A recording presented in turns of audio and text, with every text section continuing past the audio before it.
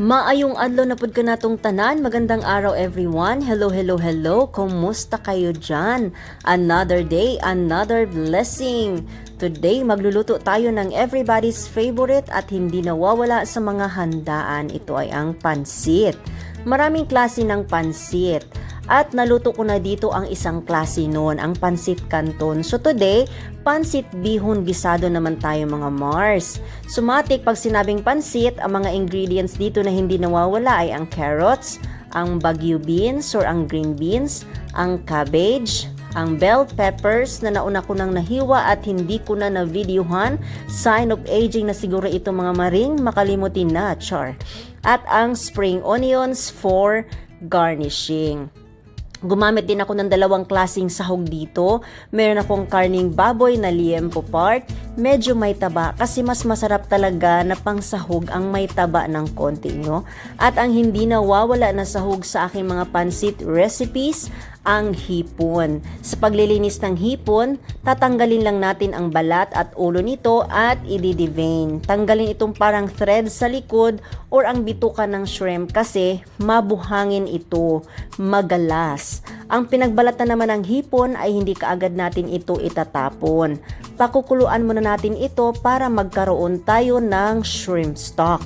Sa pagkuha ng shrimp stock, pwede itong dikdikin at pigain diretso gamit ang almiris. While ang style ko naman ay dinidikdik ko ito lang ng bahagya, saka ko naman siya papakuluan. Siguro mga 5 minutes na pakulo or hanggang sa magiging ganun na yung itsura niya. At syempre kasi pansit bihon gisado ito, so kakailanganin natin dito ang bawang at ang sibuyas. At ayan, since ready na ang lahat, ay good to go na tayo sa pagluluto. Umpisahan natin ito sa pagsangkot siya muna ng karning baboy. Nilagyan ko ito ng konting asin para may lasa na kahit papano ang karne. Lulutuin lang natin ito hanggang sa maging golden brown ang karne. Hindi na ako naglagay ng mantika kasi since medyo mataba ang baboy ay kusa itong nagmamantika. Isinunod ko na kaagad ang bawang at sibuyas. Iginisang mabuti kasi nasa tamang gisa ang sarap ng pagkain daw, char. At kung naging translucent na ang sibuyas, isunod naman natin kaagad ang carrots at ang green beans. Ito sila ang mauunang masalang talaga ng mga gulay kasi medyo matitigas sila. At ito na nga, medyo naluto na sila, ay isunod ko na kaagad na inihalo ang hipon. At this point ko pa hinalo ang hipon kasi ayaw natin na mababad masyado ito sa mainit dahil tumitigas nga ang hipon. Tinimplahan ko lang ito kaagad ng paminta at asin, tapos sunod na kaagad ang mga bell peppers at ang ating repolyo. Naka-high heat ito kaya konting halo-halo lang ay luto na kaagad. At ayan, hinango ko na ito kaagad kasi ayaw natin na ma-overcook ang mga vegetables. Gusto natin na medyo crunchy-crunchy pa talaga sila. At isusunod naman nating lutuin ang bihon noodles. May dalawang style ito. Yung ibinababad mo na ang bihon noodles sa tubig, saka ihalo sa mga ricados. While itong style ko naman, ang gagawin ko ngayon ay ito medyo nagamay ko na. Matigas pa ang noodles, tapos pakukuluan ko siya sa shrimp stock. Tinimplahan ko lang ito ng soy sauce at ang last batch ng aking oyster sauce. Nakataob na talaga ang lagayan, wala nang ibubuga pa, char. At nilagyan ko din yan ng freshly na ground black pepper.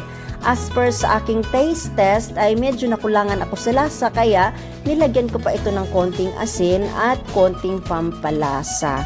Pinakulo ko lang itong saglit at nilagay ko na din ang bihon noodles. Hinayaan ko lang ito saglit na ma-absorb ng noodles ang sabaw at medyo lumambot. Ginamitan ko ito ng tong para maghiwalay-hiwalay sila.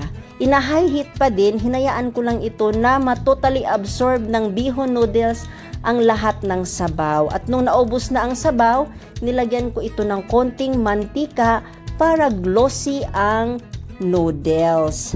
At hinalo ko pa talagang mabuti para ma-evenly distribute ang mantika. At ito na, inihalo ko na din ang nakatabing pre-cook na mga vegetables. At ang pinaka-finale ay ang spring onions. O, diba? Mabango yung spring onions na yan. At ayan, lamian nga merienda, pang-ulam at pwede ding pagkakitaan. Uso ngayon ang mga food package online. Lagyan lang ito ng dalawa pang variety na pagkain sa gilid. Sure ball ang kitaan mga Mars. And that's all for today. I hope na nagustuhan niyo ang aking video. Don't forget to like, to share, to subscribe, at comment down below na din. Hanggang sa muli mga maring, it's me, Juvie. Thank you for watching. Bye!